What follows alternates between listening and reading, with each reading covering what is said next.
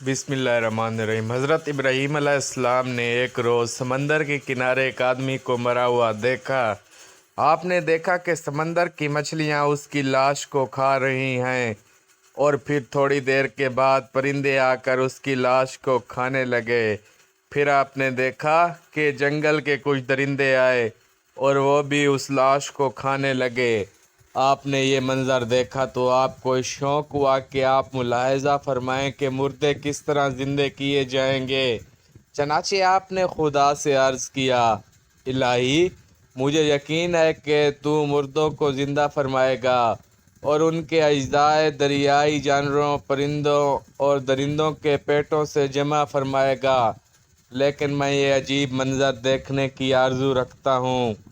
خدا نے فرمایا، اچھا اے خلیل، تم 4 پرندے لے کر انہیں اپنے ساتھ ملا لو تاکہ اچھی طرح ان کی شناخت ہو جائے۔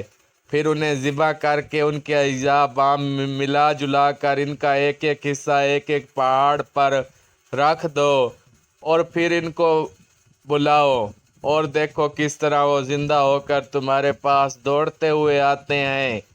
چنانچہ حضرت ابراہیم علیہ السلام نے مور، کبوتر، مرغ اور کوا، یہ 4 پرندے لیے اور انہیں ذبح کیا اور ان کے پر اکھاڑے اور ان سب کا قیمہ کر کے اور آپس میں ملا جلا کے اس مجموعے کے کئی حصے کیے اور ایک ایک حصہ ایک پہاڑ پر رکھ دیا اور سب کے اپنے پاس محفوظ رکھے۔ اور پھر آپ نے ان سے فرمایا، چلے آؤ۔